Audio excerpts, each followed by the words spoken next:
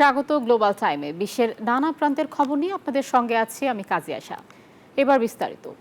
রাশিয়ার পূর্বাঞ্চলে আমুর প্রদেশে প্রায় ৪৯ জন আরোহী নিয়ে একটি যাত্রীবাহী বিমান বিধ্বস্ত হয়েছে। বিমানটি চীন সীমান্তবর্তী আমুর অঞ্চলের টিন্ডা শহরের দিকে যাচ্ছিল। নিহত হয়েছেন সকলেই, এমনটাই জানাচ্ছে দেশটির বিভিন্ন গণমাধ্যম এবং জরুরি পরিষেবা কর্তৃপক্ষ। বিমান বিধ্বস্তের কারণ অনুসন্ধানে তদন্ত শুরু করেছে মস্কো বিমান কর্তৃপক্ষ। ২৪ জুলাই ভ্লাগোভেচচেন্স শহর থেকে উড্ডয়ন করে চীনার সীমান্তবর্তী শহর টিন্ডারের দিকে যাচ্ছিল বিমানটি। পথে রাডার স্ক্রিন থেকে হারিয়ে যায়। পরে বিমানটি বিধ্বস্ত অবস্থায় খুঁজে পাওয়া যায় টিন্ডা শহর থেকে ১৫ কিলোমিটার দূরের একটি পাহাড়ি বনাঞ্চলে। সোভিয়েত আমলে তৈরি পুরনো আন্তনভ আন-24 মডেলের যাত্রীবাহী বিমানটি ১৯৭৬ সালের। পরিচালনায় ছিল সাইবেরিয়া ভিত্তিক আঙ্গারা এয়ারলাইন্স। একটি হেলিকপ্টার থেকে তোলা ভিডিওতে দেখা গেছে ঘন জঙ্গলের মধ্যে আগুনে পুড়ে ছাই হয়ে যাওয়া ধ্বংসাবশেষ। প্রাথমিক তথ্য অনুযায়ী বিমানে ৫ শিশু সহ মোট ৪৩ জন যাত্রী এবং ৬ জন ক্রু সদস্য ছিলেন। তবে জরুরি অবস্থা মন্ত্রণালয় জানাচ্ছে আরোহীর সংখ্যা ছিল প্রায় ৪৫। রাশিয়ার জরুরি সেনাবাহিনী MI-4 হেলিকপ্টার ঘটনাস্থলে পৌঁছায় এবং উদ্ধার কার্যক্রম চালিয়ে যাচ্ছে। টেলিগ্রামে দেওয়া এক বার্তায় কর্মকর্তা উইলিয়া পেটিনা জানিয়েছেন বিমানের কাঠামো পুরোপুরি পুড়ে গেছে। বিমান বিধ্বস্তের কারণ উদ্ঘাটনে তদন্ত শুরু করেছে রাশিয়ার বিমান কর্তৃপক্ষ। তবে দুর্গম পরিবেশ ও খারাপ আবহাওয়ার কারণে উদ্ধার কাজে জটিলতা সৃষ্টি হচ্ছে। চন্দ্রা, নিউজ 24। সীমান্ত বিরোধ নিয়ে দীর্ঘদিনের টানাপোড়েনের মধ্যে থাইল্যান্ড ও কম্বোডিয়া জড়িয়েছে তীব্র গোলাগুলিতে। বৃহস্পতিবার সীমান্তে সামরিক সংঘর্ষে অন্তত ১২ জনের মৃত্যু হয়েছে বলে জানিয়েছে থাই কর্তৃপক্ষ। সংঘর্ষে বেশ কয়েকজন আহত হয়েছে বলেও জানানো হয়েছে। কম্বোডিয়ার সাথে সব সীমান্ত পয়েন্ট বন্ধ ঘোষণা করেছে থাই কর্তৃপক্ষ। এ ঘটনায় নিন্দা জানিয়েছে মালয়েশিয়া ও চীন। বৃহস্পতিবার ভোরে দুই দেশের সেনাদের মধ্যে গুলি বিনিময়ের মাধ্যমে শুরু হয় সংঘর্ষ। উভয় পক্ষই পরস্পরের বিরুদ্ধে সীমান্তে গুলি চালানোর অভিযোগ এনেছে। দ্রুত উত্তেজনা বৃদ্ধি পেলে থাইল্যান্ড কম্বোডিয়াকে রকেট হামলার অভিযোগ তোলে এবং জবাবে ব্যাংকক থেকে কম্বোডিয়ায় সামরিক লক্ষ্যবস্তুতে বিমান হামলা চালানো হয়। হামলায় সেনাসহ বেসামরিক নাগরিকদের হতাহতের ঘটনা ঘটেছে। বৃহস্পতিবার স্থানীয় সময় সকাল ৮টার দিকে গুলির শব্দ শোনা যায় বলে জানান থাইল্যান্ডের ভারপ্রাপ্ত প্রধানমন্ত্রী ফুমুথাম ওয়াচায়াচাই। পরিস্থিতি জটিল, এজন্য সতর্কতা আর বিচক্ষণতা জরুরি। আমাদের আন্তর্জাতিক আইন মেনে চলতে হবে। এদিকে কম্বোডিয়ার প্রধানমন্ত্রী হুন মানেট ফেসবুক বিবৃতিতে জানান থাই সেনাবাহিনী উদ্যান মিনচে প্রদেশের তা মোয়ান থম ও থা ক্রাবির মন্দির এলাকায় কম্বোডিয়ার সামরিক অবস্থানে হামলা চালায়, যা এখন ত্রিসীমান্ত অঞ্চল ছড়িয়ে পড়েছে। আর থাই সেনাবাহিনী ফেসবুকে জানায় তারা F-60 যুদ্ধবিমান কম্বোডিয়ার ব্যাটালিয়ন ৮ ও ৯ ধ্বংস করেছে। সীমান্ত বিরোধ নিয়ে সপ্তাহব্যাপী স্নায়ুযুদ্ধের পর সবশেষে সংঘাতে জড়ালো দুপক্ষ। এদিকে কম্বোডিয়ার সাথে সব সীমান্ত পয়েন্ট বন্ধ ঘোষণা করেছে থাই কর্তৃপক্ষ।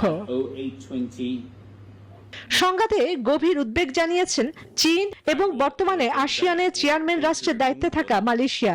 উত্তেজনা প্রশমনে আন্তর্জাতিক সম্প্রদায়ের হস্তক্ষেপ ও শান্তিপূর্ণ সমাধানের প্রত্যাশা করছেন বিশ্লেষকরা।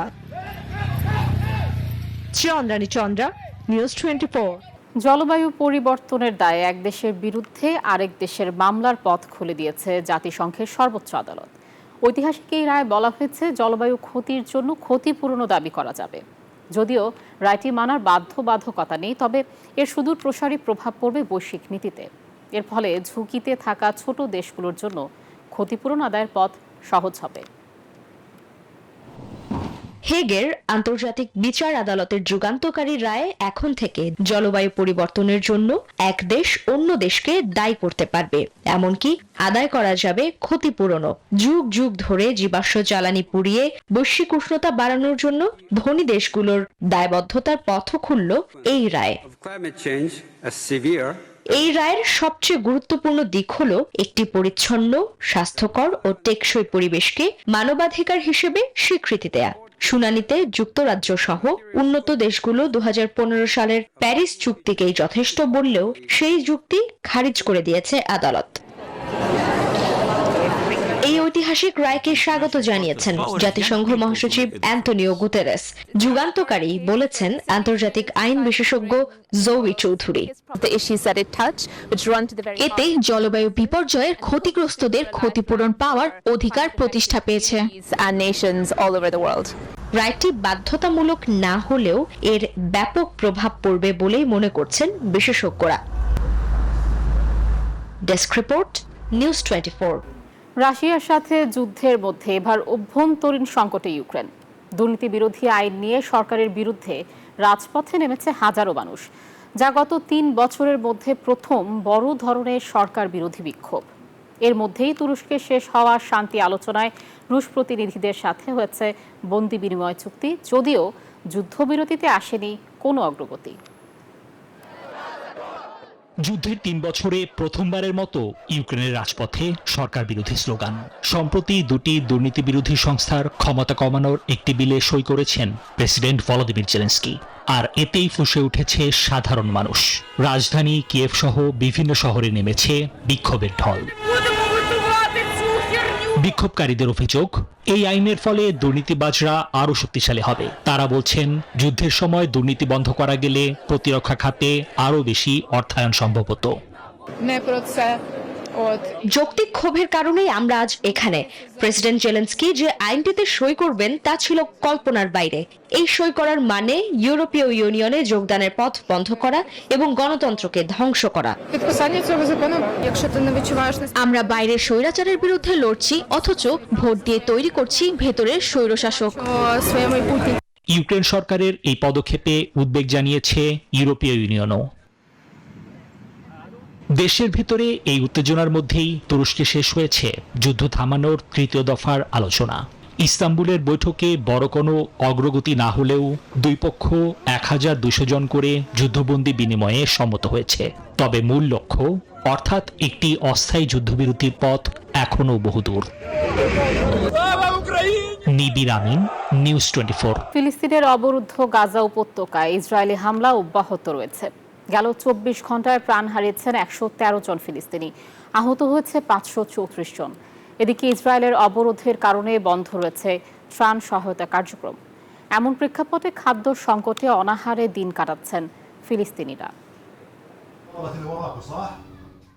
গাজায় ইসরায়েলি আগ্রাসন চলছেই। দখলদার বাহিনীর হামলায় গেল 24 ঘন্টায় নিহত হয়েছে 113 জন। তাদের মধ্যে 34 জন ত্রাণ নিতে গিয়ে প্রাণ হারিয়েছেন, আহত হয়েছেন 534 জন। এ তথ্য নিশ্চিত করেছে রয়টার্স।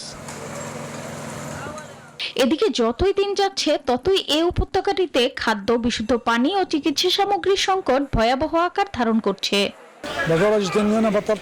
অপুষ্টির কারণে আমি এতটাই দুর্বল যে নিজে থেকে চলতে পারছি না এবং দৃষ্টিশক্তিও কমে গেছে।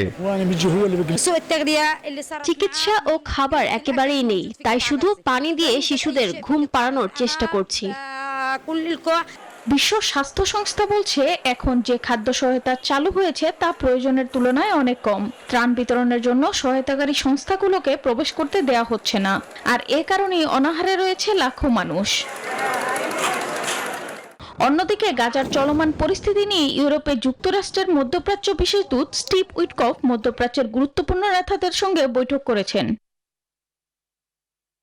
পরে হোয়াইট হাউসের প্রেস সেক্রেটারি ক্যারোলিন লিভিট জানান, দ্রুত যুদ্ধবিরতি চুক্তি ও বন্দি বিনিময় চান ডোনাল্ড ট্রাম্প ও স্টিভ উইটকফ।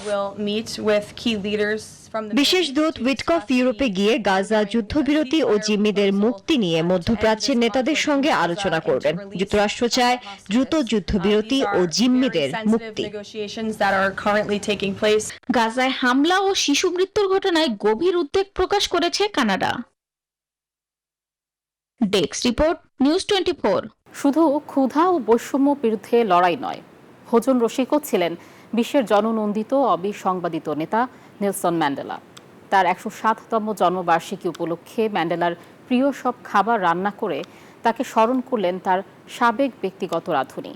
এদিকে প্রিয় নেতার স্মরণে দরিদ্রদের মাঝে খাবার বিতরণ করেছেন তার ভক্ত অনুরাগীরা।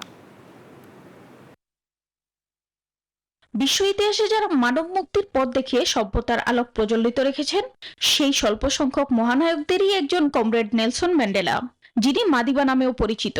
অন্ধকারাচ্ছন্ন আফ্রিকার কালো মানুষদের তিনি মুক্তির পথ দেখিয়েছেন। এই মহান নেতার 107তম জন্মবার্ষিকী উপলক্ষে এবার তার সাবেক রাঁধুনি দিলেন ভিন্ন এক তথ্য।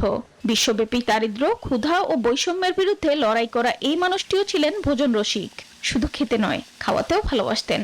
তবে সাধ্যের মতে তিনি খুঁজে নিতেন ভিন্ন স্বাদ। রাঁধুনি জোলিসোয়া এন্দোইয়া জানান স্যাম্প আর বিনস, বাটারনাট, স্যুপ আর মালবা পুডিং এসব খাবার তিনি পছন্দ করতেন। তাই তাকে স্মরণ করে নিজ হাতে এসব খাবার রান্না করেছেন। তবে শুধু তাই নয়, রন্ধন শিল্প স্কুল প্রতিষ্ঠার পরিকল্পনা নিয়েছেন তিনি। আমি মাদিবা হতে চাই না, কিন্তু এমন কিছু করতে চাই যা ওনাকে গর্বিত করবে। সপ্তাহে 2-3 বার এসব খাবার রান্না না করলে উনি অতিথিদের সামনেই আমাকে বলতেন, জলি কেন আমাকে ঠিকমতো খাওয়াচ্ছ না। এদিকে ম্যান্ডেলা ডে উপলক্ষে জোহানেসবার্গের শতাধিক রাঁধুনি, ছাত্র ও স্বেচ্ছাসেবক স্মরণ করেন প্রিয় নেতাকে।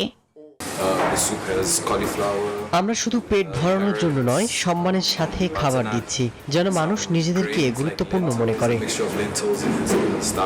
আফ্রিকার দেশগুলোতে সম্প্রতি বেড়েছে খাদ্যের সংকট। এমন অবস্থায় ক্ষুধা ও বৈষম্যের বিরুদ্ধে লড়াই করা এই মহান মানুষটিকে স্মরণ করেই এমন ব্যতিক্রমী আয়োজন বলছেন ভক্ত অনুরাগীরা। Desk report, news 24। আর এই ছিল গ্লোবাল টাইমের আজকের আয়োজন। ধন্যবাদ সবাইকে।